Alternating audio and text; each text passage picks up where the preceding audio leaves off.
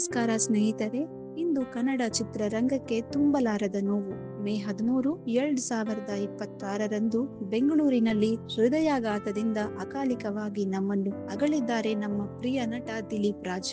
ವಯಸ್ಸು ಕೇವಲ 47, ಆದರೆ ಅವರ ಜೀವನವು ಕೇವಲ 47 ವರ್ಷಗಳಲ್ಲೇ ತುಂಬುವಷ್ಟು ಪರಿಶ್ರಮ, ಪ್ರೀತಿ ಮತ್ತು ಸಾಧನೆಗಳನ್ನು ತುಂಬಿಕೊಂಡಿದೆ. ಥಿಯೇಟರ್ನಿಂದ ಟೆಲಿವಿಷನ್, ಅಲ್ಲಿಂದ ಸಿನಿಮಾ, ಎಂದಿಗೂ ಮುಖ್ಯ ನಾಯಕನಾಗದಿದ್ದರೂ ಪ್ರೇಕ್ಷಕರ ಹೃದಯದಲ್ಲಿ ಶಾಶ್ವತ ಸ್ಥಾನ ಪಡೆದ ನಟ. ಇಂದು ಅವರ ಪೂರ್ಣ ಜೀವನ ಚರಿತ್ರೆ ನೋಡೋಣ.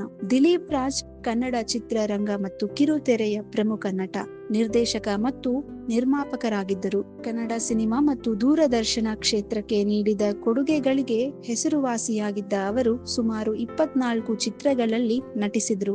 ದಿಲೀಪ್ ರಾಜ್ ಅವರು ಸೆಪ್ಟೆಂಬರ್ 2, 1978 ಬೆಂಗಳೂರಿನಲ್ಲಿ ಜನಿಸಿದರು. ಕಾಲೇಜು ದಿನಗಳಲ್ಲಿಯೇ ನೃತ್ಯ, ಕೊರಿಯೋಗ್ರಫಿ ಮತ್ತು ನಾಟಕಗಳಲ್ಲಿ ತೊಡಗಿಸಿಕೊಂಡಿದ್ರು.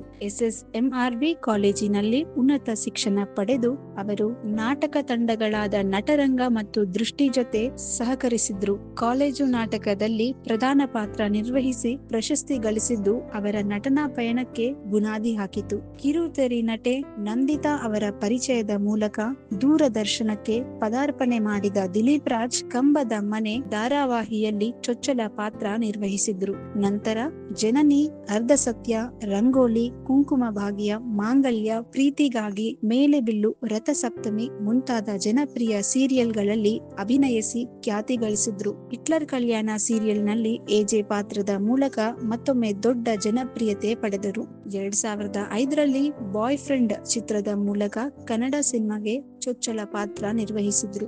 ಮಿಲನ 2007 ಚಿತ್ರದಲ್ಲಿ ಪುನೀತ್ ರಾಜ್ಕುಮಾರ್ ಅವರೊಂದಿಗೆ ಪ್ರತಿನಾಯಕ ಪಾತ್ರದಲ್ಲಿ ನಟಿಸಿ ಗಮನ ಸೆಳೆದ್ರು. ಯು-ಟರ್ನ್ 2016, ಮಿಂಚಾಗಿ ನೀ ಬರುಳು, ಮತ್ತೆ ಬನ್ನಿ ಪ್ರೀತಿಸೋಣ, ಮರಿಯಡೆ, ನನ್ ಲೈಫ್ ಅಲ್ಲಿ ಮುಂತಾದ ಚಿತ್ರಗಳಲ್ಲಿ ಮುಖ್ಯ ಪಾತ್ರಗಳನ್ನು ನಿರ್ವಹಿಸಿದ್ರು.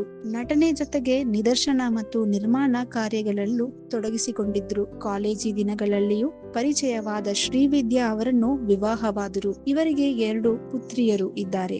ಸರಳದ ಸ್ವಭಾವದ ಕುಟುಂಬ ಪ್ರಿಯರಾಗಿದ್ದು ದಿಲೀಪ್ ರಾಜ್ ಅವರು ಧೈರ್ಯ ಮತ್ತು ನಿಷ್ಠೆಗೆ ಹೆಸರಾಗಿದ್ದರು. 2026 ಮೇ 13ರಂದು ಬೆಂಗಳೂರಿನ ತಮ್ಮ ಮನೆಯಲ್ಲಿ ಹೃದಯಾಘಾತದಿಂದ ಅವರು ನಮ್ಮನ್ನು ಅಗಲಿದ್ದಾರೆ. ಅಪೋಲೋ ಆಸ್ಪತ್ರೆಗೆ ಕರೆಯೊಯ್ದರೂ ಉಳಿಸಲು ಸಾಧ್ಯವಾಗಲಿಲ್ಲ. ದಿಲೀಪ್ ರಾಜ್ ಅವರ ಸರಳತೆ, ಬಹುಮುಖ ಪ್ರತಿಭೆ ಮತ್ತು ಕನ್ನಡ ರಂಗಭೂಮಿಗೆ ನೀಡಿದ ಕೊಡುಗೆಗಳು ಯಾವತ್ತೂ ಸ್ಮರಣೀಯವಾಗಿ ಉಳಿಯುತ್ತವೆ. ಒಬ್ಬ ಪ್ರತಿಭಾವಂತಹ ನಟ, ಸಜ್ಜನಿಕ ಹಾಗೂ ಸ್ನೇಹಮಯಿ ನಿರ್ಮಾಪಕನನ್ನು ಕಳೆದುಕೊಂಡಿರುವುದು ಇಡೀ ಕನ್ನಡ ಚಿತ್ರರಂಗಕ್ಕೆ ಮತ್ತು ಕಿರುತೆರೆ ಜಗತ್ತಿಗೆ ತುಂಬಲಾರದ ನಷ್ಟವಾಗಿದೆ. If you like this video, ಬೇಗ ಲೈಕ್ ಮಾಡಿ, ಕಾಮೆಂಟ್ ಮಾಡಿ, ಶೇರ್ ಮಾಡಿ ಹಾಗೂ ಯೋಯೋ ಟಿವಿ ಕನ್ನಡವನ್ನು ಸಬ್ಸ್ಕ್ರೈಬ್ ಮಾಡಿ.